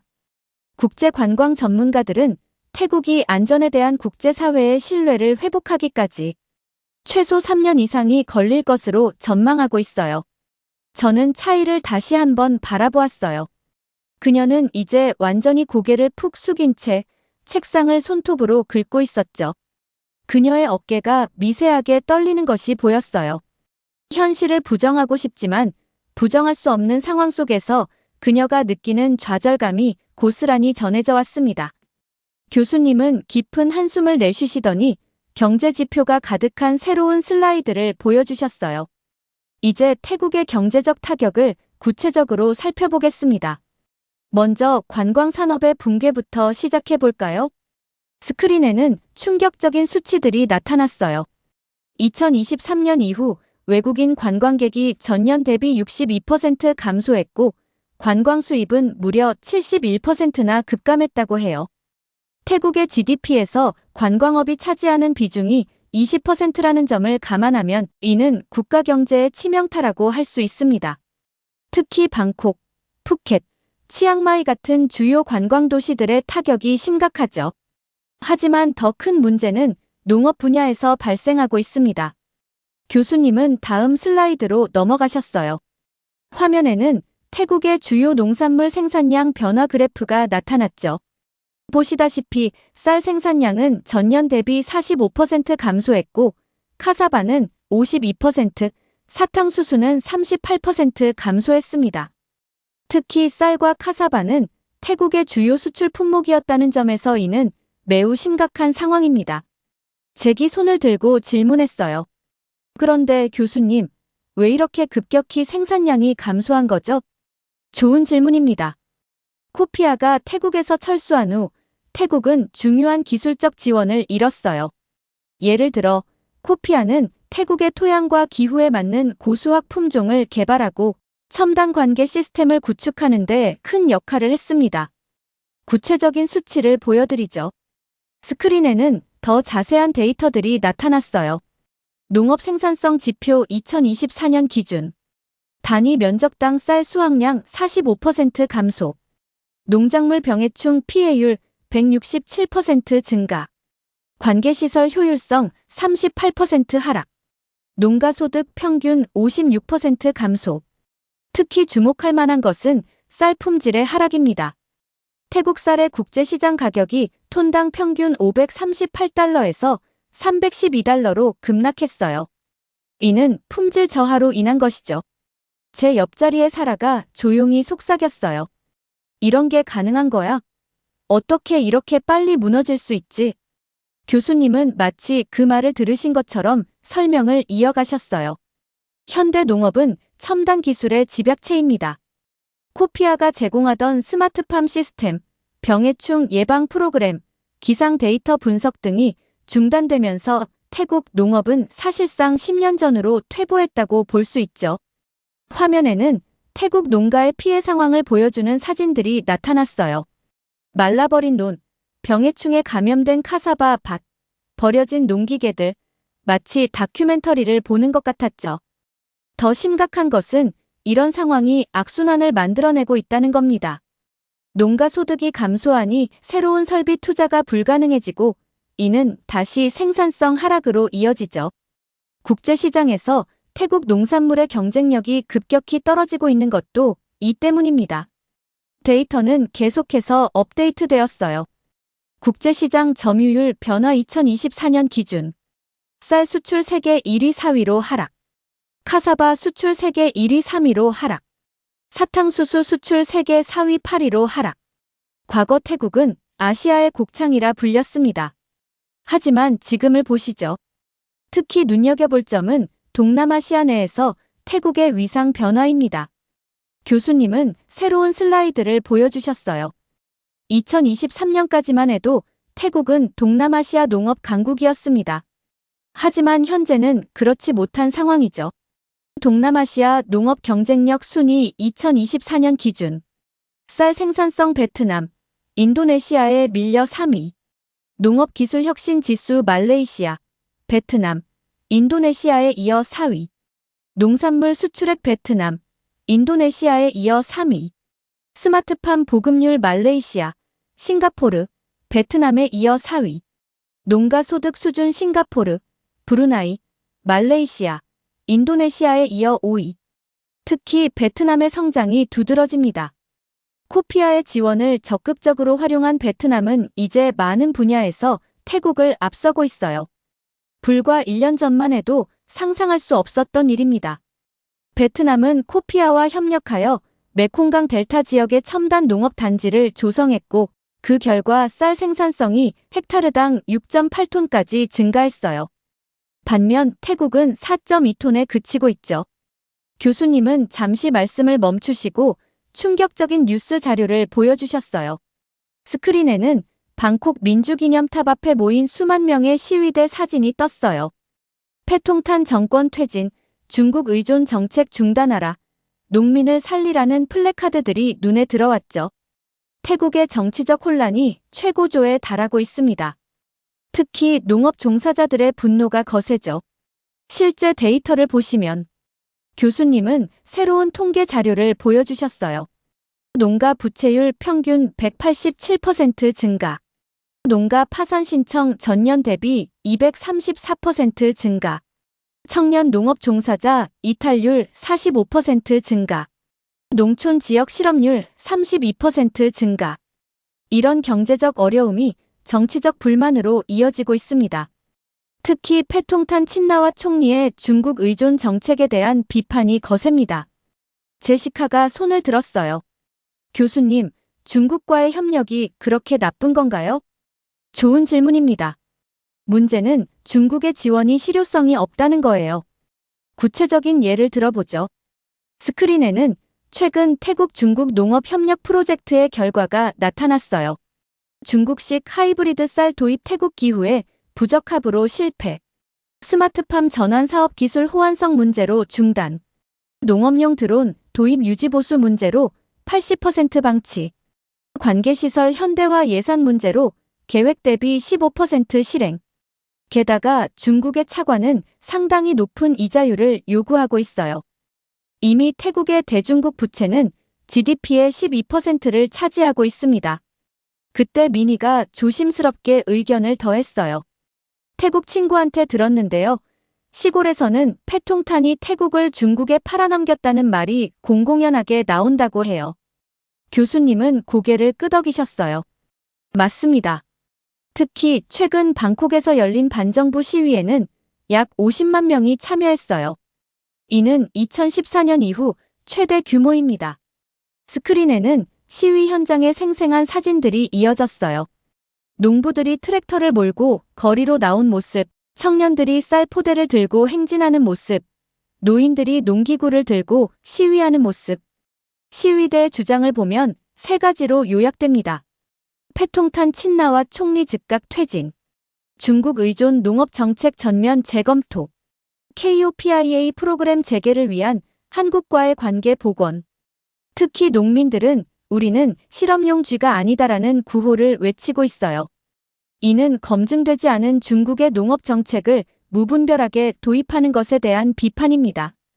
교실 뒤편에서 낮은 흐느낌 소리가 들렸어요. 차이였죠. 그녀는 분노를 삼킨 채 어깨를 떨고 있었어요. 교수님은 부드러운 목소리로 말씀을 이어가셨어요. 현재 태국 전역 77개 주 중 64개 주에서 반정부 시위가 진행되고 있습니다. 특히 농업이 주요 산업인 동북부 지역의 시위가 가장 격렬하죠. 이번 주에만 13개 지역에서 공공시설 점거 농성이 발생했습니다. 마지막 슬라이드에는 충격적인 예측이 나와 있었어요. 현재 상황이 지속될 경우 2026년까지 태국 농가의 35%가 파산할 것으로 예상됨. 저는 이 수업이 단순한 농업 경제 수업이 아니라는 걸 깨달았어요. 이것은 한국가의 운명이 어떻게 잘못된 정책 결정으로 바뀔 수 있는지를 보여주는 현재 진행형 사례였죠. 오늘 우리는 매우 중요한 교훈을 배웠습니다.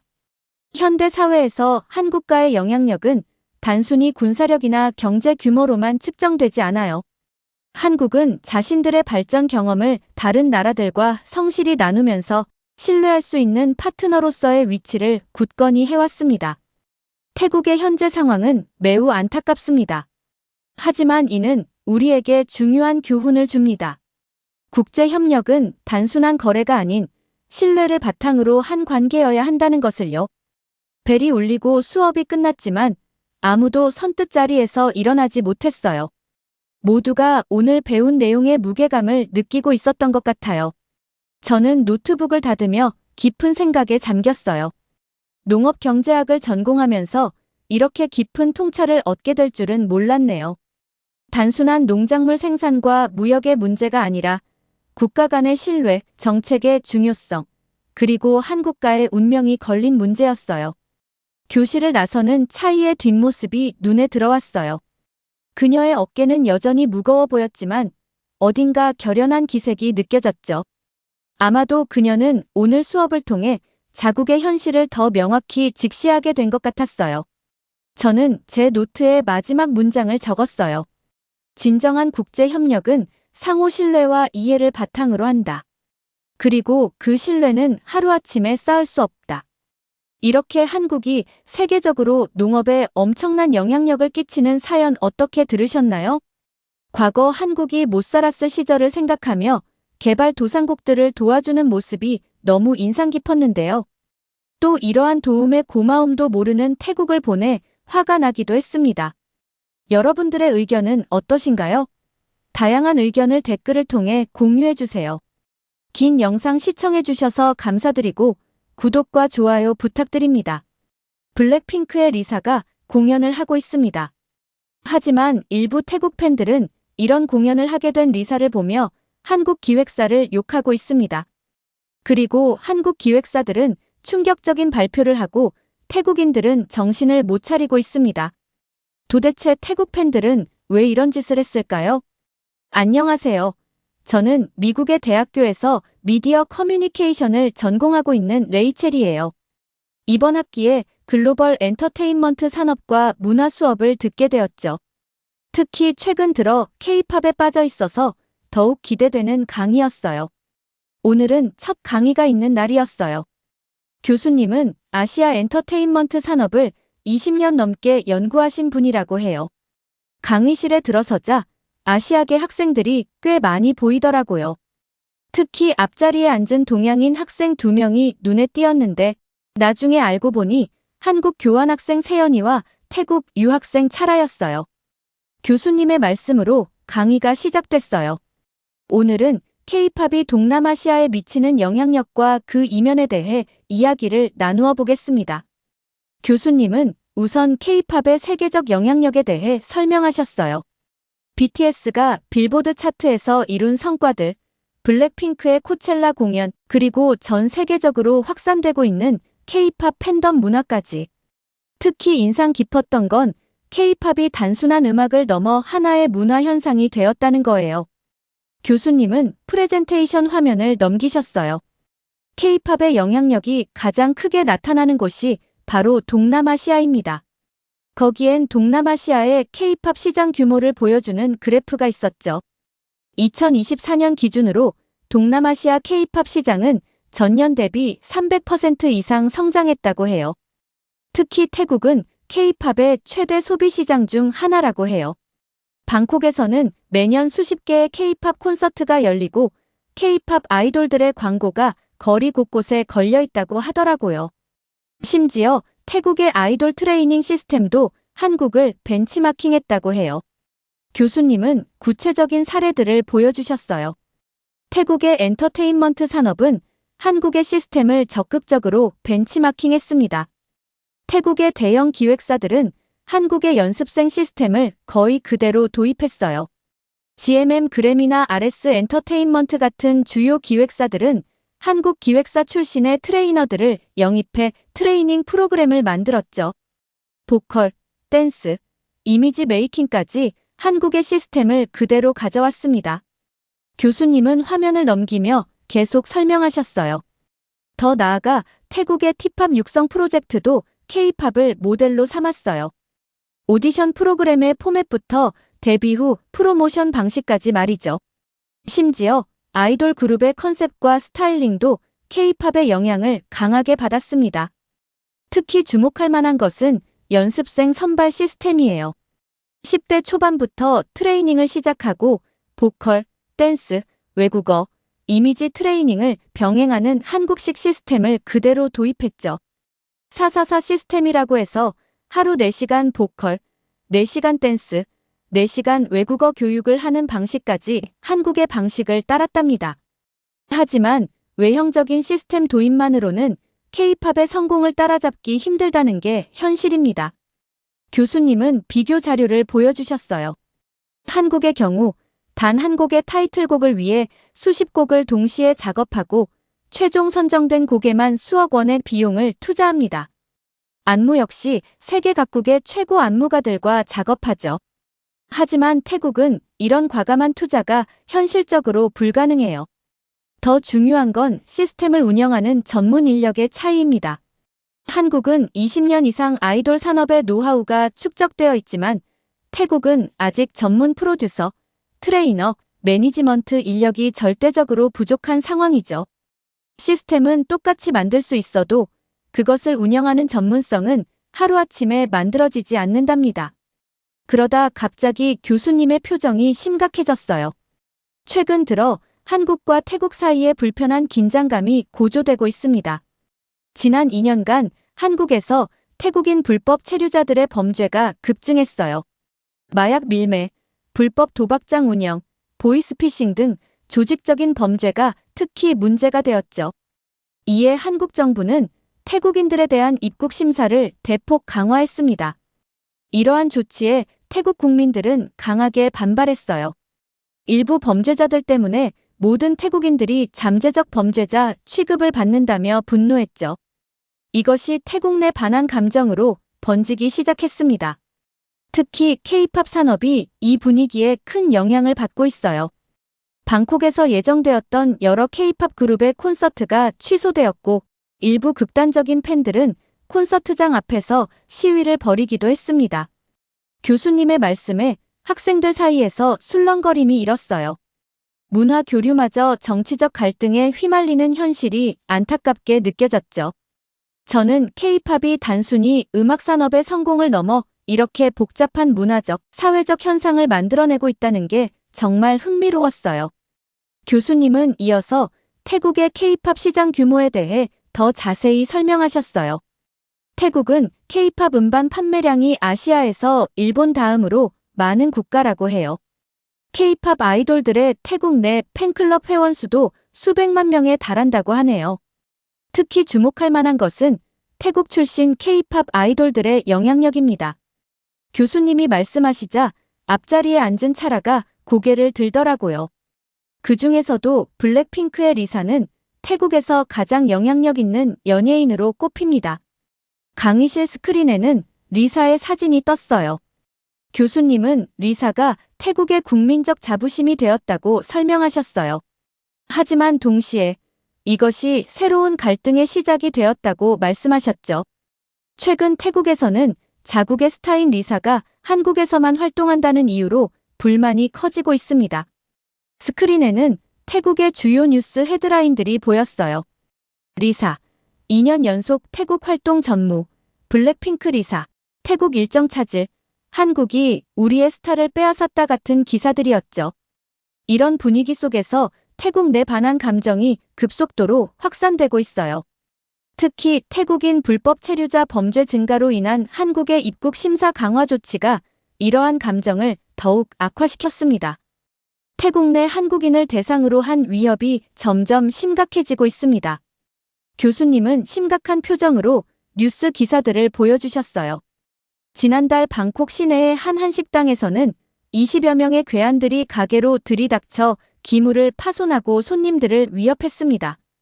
다행히 인명피해는 없었지만 이는 단순 범죄가 아닌 반한 감정에서 비롯된 조직적인 행동이었죠. 이틀 뒤에는 수상시장에 한국인 관광객들이 집단 폭행을 당할 뻔한 사건도 있었고요. 특히 우려되는 것은 교육기관을 노린 협박입니다.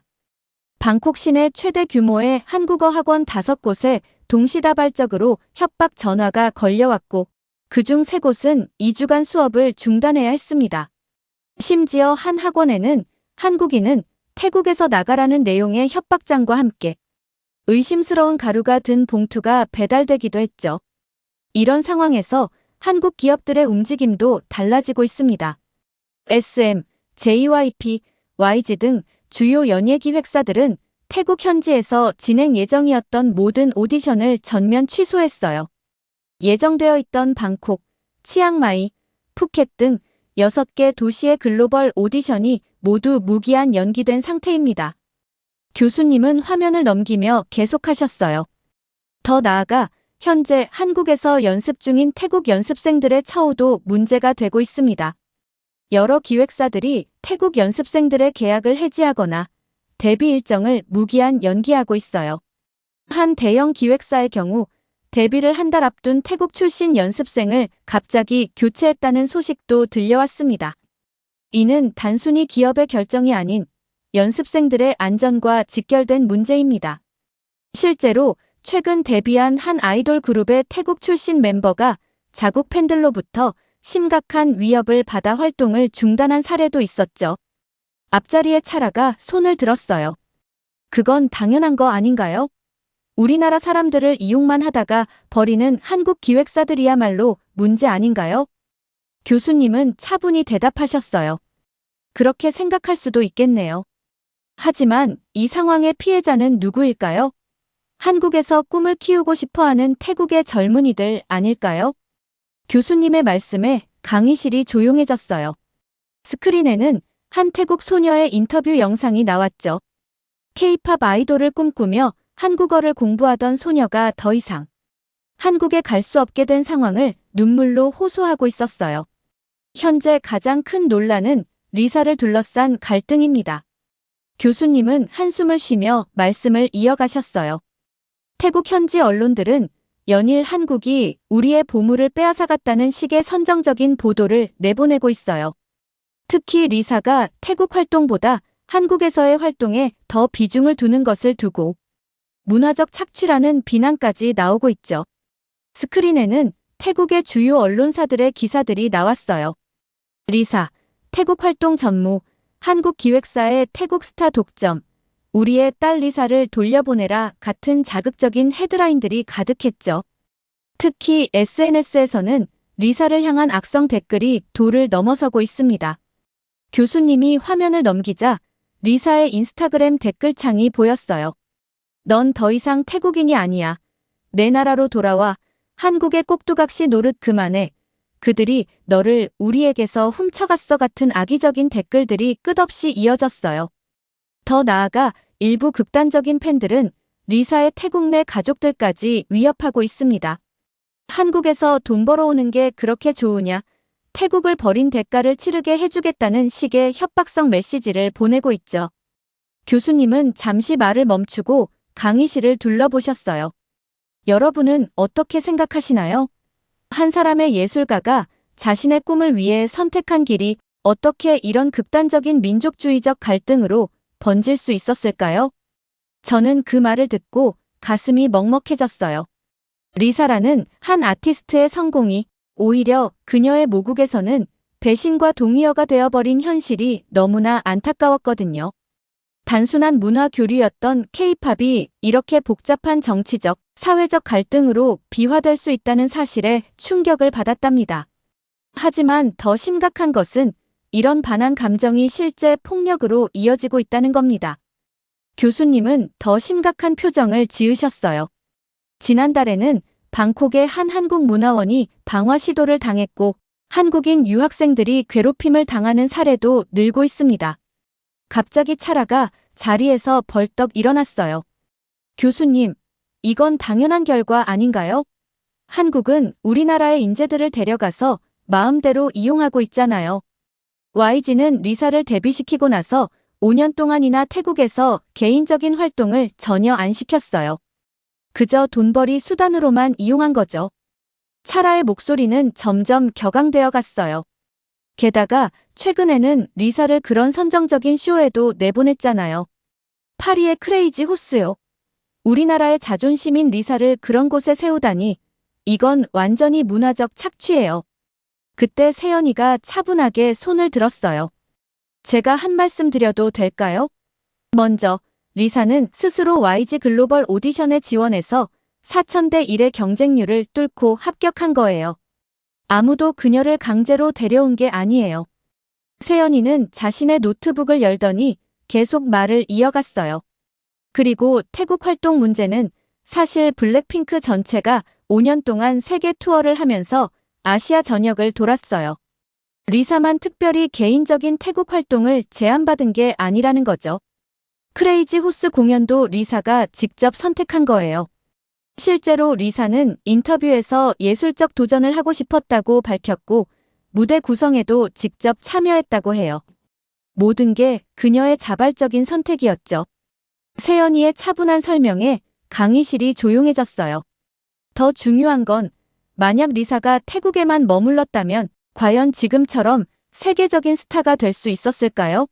전 세계 8천만 팔로워를 가진 영향력 있는 아티스트로 성장할 수 있었을까요? 교수님은 두 학생의 이야기를 듣고 덧붙여 말하셨어요. 엔터테인먼트 산업의 현실적인 측면을 살펴볼 필요가 있습니다. 교수님이 새로운 슬라이드를 보여주셨어요. 2023년 기준 한국의 K-팝 산업 규모는 약 12조 원에 달합니다. 반면 태국의 전체 엔터테인먼트 산업 규모는 그 10분의 1 수준이에요. 특히 아이돌 산업의 경우 태국은 아직 초기 단계라고 볼 수 있죠. 교수님은 구체적인 수치들을 보여주셨어요.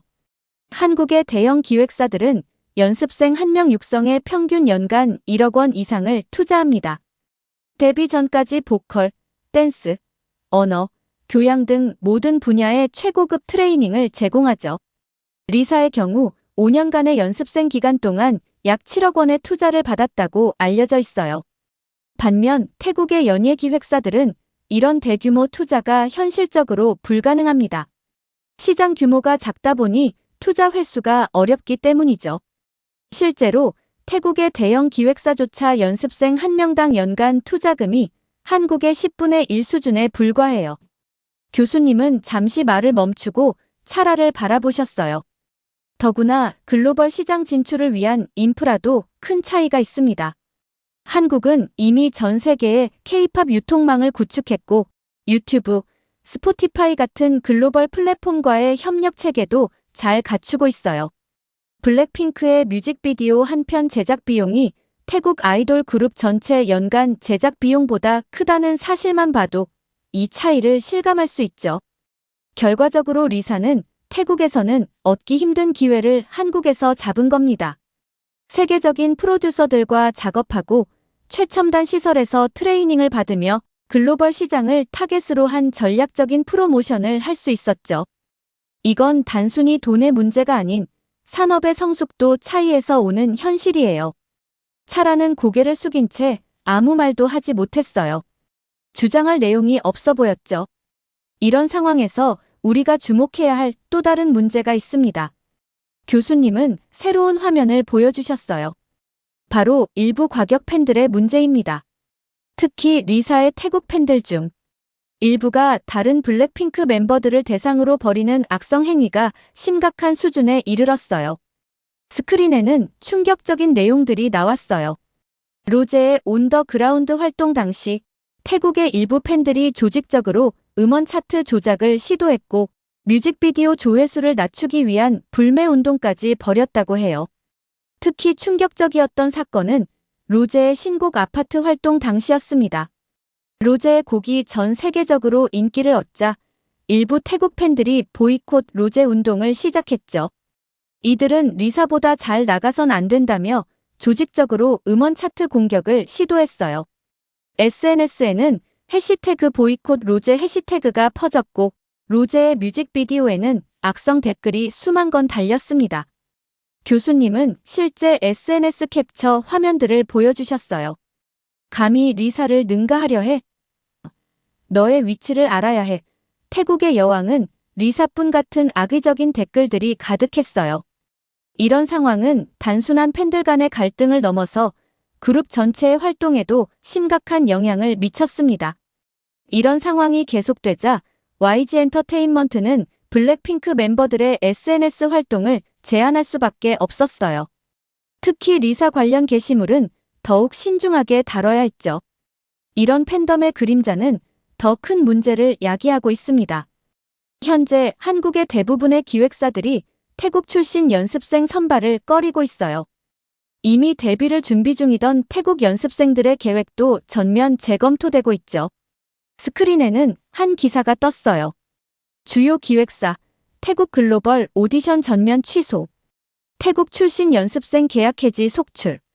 더 안타까운 것은 이미 활동 중인 태국 출신 아이돌들의 상황입니다. 리사처럼 큰 팬덤을 가진 스타가 아닌 경우 자국 팬들의 과도한 요구와 압박으로 활동에 큰 어려움을 겪고 있어요.